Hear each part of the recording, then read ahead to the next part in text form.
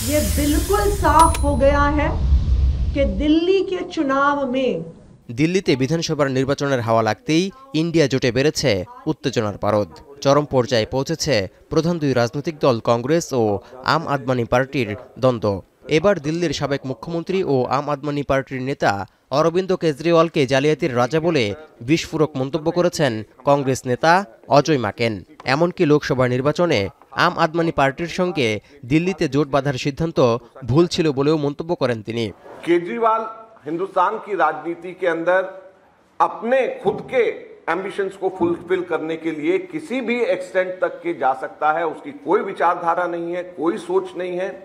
जो व्यक्ति जरूरत पड़ने के ऊपर केंद्र सरकार को यूनिफॉर्म सिविल कोड के ऊपर, जरूरत पड़ने पे 370 आर्टिकल के ऊपर, जरूरत पड़ने के ऊपर सीए के ऊपर, हर चीज के ऊपर जरूरत पड़ने के ऊपर उल्टा स्टैंड ले सकता है, जो कि आइडियोलॉजिकली बीजेपी के समर्थन में है, उस व्यक्ति के ऊपर कैसे भरोसा किया जा सकता है? वो एंटी नेशनल है। বুধবার অজয় মাকেনের দেয়া মন্তব্যে ইন্ডিয়া জোটের সবচেয়ে বড় দল কংগ্রেসের বিরুদ্ধে ফুঁসে উঠেছে আম আদমি পার্টি। মাকেনের বিরুদ্ধে ব্যবস্থা না নিলে ইন্ডিয়া জোট থেকে কংগ্রেসকে বের করে দেওয়ার দাবি তুলেছেন আম আদমি পার্টির জ্যেষ্ঠ নেতারা। 24 घंटे का वक्त हम दे रहे हैं। कांग्रेस की जो राष्ट्रीय लीडरशिप है, जो उनकी नेशनल लीडरशिप है, वो इस बारे में फैसला ले कि वो अजय माकन के बयान से सहमत है या असहमत है, और अगर असहमत है तो उनके खिलाफ कार्रवाई।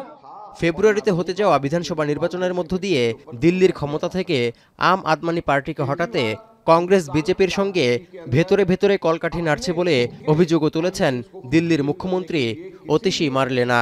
कांग्रेस के जो प्रत्याशी हैं उनका चुनाव का खर्चा भारतीय जनता पार्टी से आ रहा है। भारतीय जनता पार्टी कांग्रेस के प्रत्याशियों की फंडिंग कर रही है। भारतीय जनता पार्टी के किसी भी नेता के खिलाफ ऐसा आरोप लगाया क्या? उन पे ये सवाल उठाए क्या? नहीं उठाए। लेकिन आज कांग्रेस पार्टी आम आदमी पार्टी पे अरविंद केजरीवाल जी पे एंटी नेशनल होने के आरोप लगा रही है। মূলত অনেকদিন আগে থেকেই ফাটল ধরেছে ইন্ডিয়া জোটে।